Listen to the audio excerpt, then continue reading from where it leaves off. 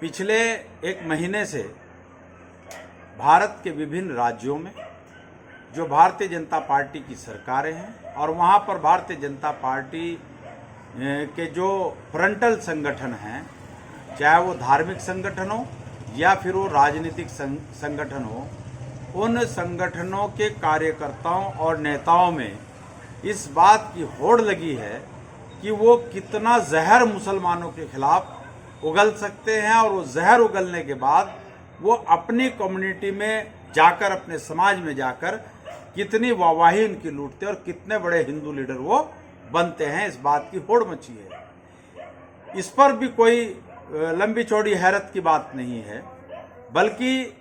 Bharatiya Janata party की जो विभिन्न राज्यों में हुकूमतें चल रही हैं, उन हुकूमत में जो वहाँ का सरकारी अमला है, सरकारी महकमा है, जो वहाँ का पुलिस प्रशासन है, वो शासन में बैठे अपने राजनीतिक आकाओं की नज़रों में चढ़ने की खातिर इस कदर पागल हो गए हैं कि वो ये भी नहीं देख रहे कि जिन लोगों के खिलाफ वो एफआईआर कर रहे हैं या जिनको वो अपने नेताओं को खुश करने की खातिर फर्जी तरीके से प्रताड़ित करके उनको मुकदमे में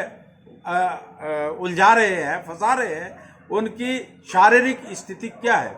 अभी मध्य प्रदेश में जो ये पिछले दिनों शोभा यात्रा को लेकर जो जुलूस पर पथराव का मामला आया था, तो उसमें जो वहाँ का पुलिस प्रशासन था या वहाँ की सरकार, खुद मुख्यमंत्री आगे बढ़ करके वो सिर्फ मुसलमानों को टारगेट कर रहे हैं कि जुलूस जा रहा था और मुसलमानों ने जुलूस पर पत्थर फेंके और पत्थर फेंकने के बाद आगजनी की, लोगों को घायल किया। यही बात न्यूज़ रूम में बैठे जो गोदी मीडिया के पत्रकार हैं, वो तो यहाँ तक कह रहे थे कि क्या हम अपने ही देश में कोई शोभा यात्रा भी नहीं निकाल सकते। इस तरह की बातें न्यूज एंकर कर रहे थे। तो मध्य प्रदेश की पुलिस ने, मैं ये बताना आपको चाह रहा हूँ कि वो अपने राजनीतिक आकाओं को खुश करने में इस कदर पागल है कि उन्होंने एक वसीम शेख नाम के आदमी को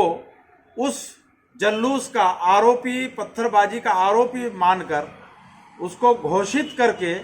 उसके खिलाफ मुकदमा दर्ज किया और फिर जाकर उसकी जो गरीब की गुमटी थी उस पर बुलडोजर चलाकर इतिश्री कर ली और अपने राजनीतिक आकाओं को खुश कर दिया।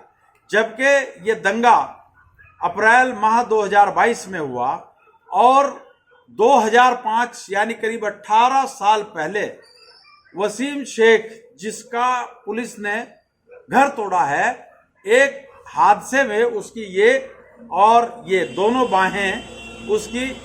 कट गई हैं। इससे कोहनियों से नीचे नीचे उसका कोई हाथ नहीं है। लेकिन जिस आदमी के हाथ नहीं, जो अपाहिज है, जो खा नहीं सकता अपने हाथों से, जो अपने कपड़े नहीं पहन सकता, जो कोई भी काम करने में अपना सक्षम नहीं है, उस आदमी को, जिसके दोनों हाथ नहीं, मध्य प्रदेश की पुलिस ने उसको जुलूस पर पत्थर फेंकने का आरोपी मानकर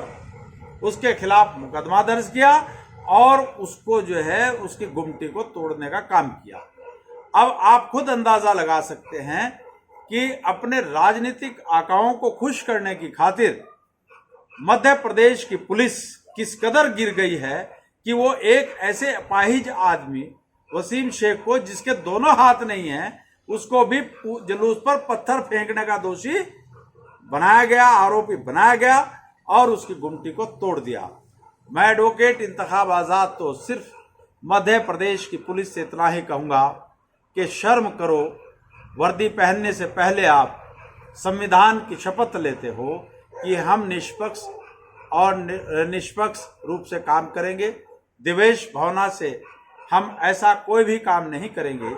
जिससे कोई व्यक्ति विशेष या संप्रदाय विशेष की भावनाओं को ठेस पहुंचे। हम अपना निष्पक्ष काम करेंगे। इस तरह की एक शपथ आप लेते हैं, तो इसलिए मध्य प्रदेश पुलिस, शर्म करो और कम से कम जो अपाहिज लोग हैं, जिनके हाथ नहीं हैं, कम से कम उन लोगों पर तो इतना घिनौना आरोप ना लगाओ और उनके घरों को तो मिसमार ना करो, उनको तो तोड़ो ना। साथियों, आपने मेरी बात को ध्यानपूर्वक सुना, उसके लिए आपका बहुत बहुत धन्यवाद। जय मूल्यवासी, जय संविधान, खुदा हाफिज।